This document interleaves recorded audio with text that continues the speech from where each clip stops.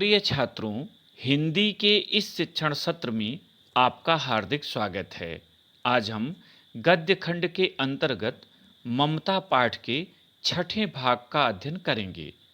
प्रस्तुत अंश में लेखक जयशंकर प्रसाद जी ने ममता द्वारा मुगल शहंशाह हुमायूं को शरण दिए जाने के पश्चात प्रातःकाल के समय उसके सैनिकों द्वारा उनकी और तत्पश्चात ममता की खोज के निर्णय को सुनकर ममता के व्यथित होने का स्वाभाविक चित्रण किया है। गद्यांश देखें। प्रभात में खंडहर की संधि से ममता ने देखा सैकड़ों अश्वारोही उस प्रांत में घूम रहे हैं। वो अपनी मूर्खता पर अपने को कोसने लगी।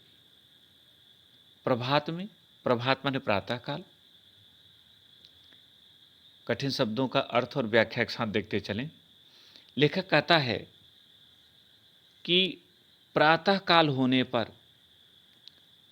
ममता खंडहर की संधि से, संधि माने सुराख, जोड़, जिस हिस्से में ममता थी वहां से जो एक हिस्सा दिखाई दे रहा था, खंडहर के उस संधि से, उस सुराख से ममता ने देखा कि सैकड़ों अश्वारोही, अश्वारोही माने घुड़सवार, उस प्रांत में घूम रहे हैं। रात्रि में हुमायूं ममता की झोपड़ी में आते हैं और उसे शरण मांगते हैं। ममता अपने ब्राह्मण धर्म का पालन करते हुए उन्हें शरण दे देती है। वे रात भर विश्राम करते हैं और जैसे ही प्रातःकाल होता है उस क्षेत्र में सैकड़ों घुड़सवार घूमते हुए दिखाई पड़ते हैं। वह अपनी मूर्खता पर अपने को कोसने लगी। वह अपनी इस मूर्खता पर कि मैंने क्यों यह विपत्ति मोल ली, क्यों किसी अपरिचित को आश्रय दिया, मन ही मन स्वयं को कोसने लगी, अपने को ही बुरा भला कहने लगी। अब उस झोपड़ी से निकलकर उस पथिक ने कहा, मिर्जा मैं यहां हूं। जैसे ही घुड़सवारों के पदचाप पथिक तक पहुंचे, वह झोपड़ी से बाहर निकला और चिल्लाकर कहा कि मिर्जा मैं यहां हूं। शब्द सुनते ही प्रसन्नता की चित्कार ध्वन से वह प्रांत गूंज उठा।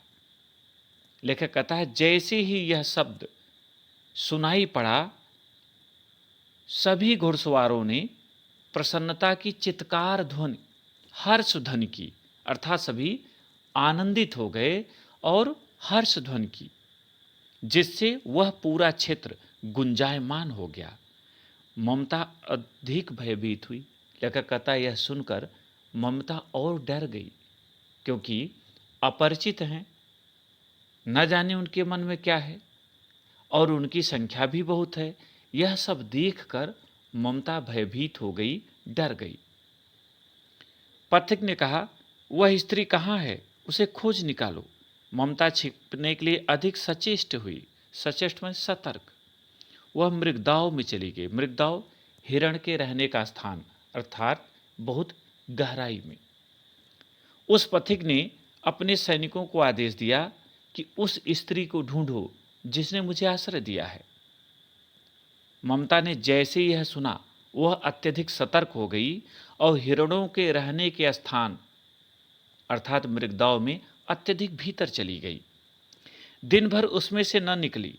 संध्या में जब उन लोगों के जाने का उपक्रम हुआ, उपक्रम तैयारी, लेखक कहता है कि ममता दिन भर उसी में पड़ी रही और बाहर न निकली।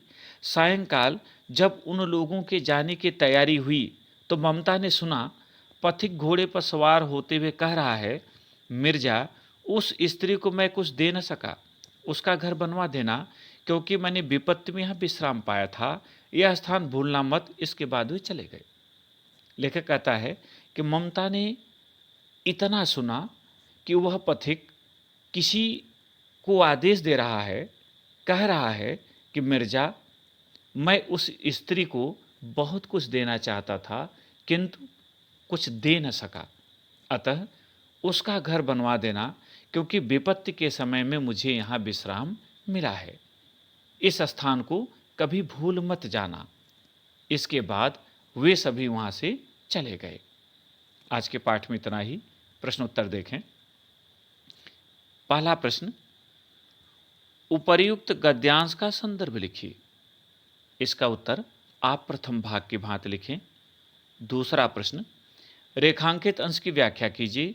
और यहाँ रेखांकित अंश है, मिर्जा, उस स्त्री को मैं कुछ दे न सका, उसका घर बनवा देना, क्योंकि मैंने विपत्ति में यहाँ विश्राम पाया था। उत्तर, लेखक जयशंकर प्रसाद जी कहते हैं कि मुगल शहंशाह हुमायूं को ममता ने शरण दी थी, अतः वे कृतज्ञता स्वरूप उसे कुछ देना चाहते थे, किंतु बहुत खोजने पर भी उन्हें ममता न मिली। इसलिए प्रस्थान के समय उन्होंने अपने सिपह सालार को आदेश दिया कि मिर्जा, मैं उस भली स्त्री को कुछ दे न सका, अतः तुम उसका मकान बनवा देना, क्योंकि मैंने यहाँ मुसीबत के समय में शरण पाया था। यही हमारी उस स्त्री के प्रति कृतज्ञता होगी। तीसरा प्रश्न, ममता क्यों भयभीत हुई? उत्तर, ममता अनेक सैनिकों की हर्ष ध्वनि को सुनकर भयभीत हो गई, क्योंकि वे अनजान व्यक्ति थे, अतः ममता को उनसे भय लगा। प्रिय छात्रों, मुझे उम्मीद है कि यह भाग आपको समझ में आ गया होगा। प्रश्नोत्तर को अपनी उत्तर पुस्तिका में लिखें और अभ्यास करें। बहुत बहुत धन्यवाद।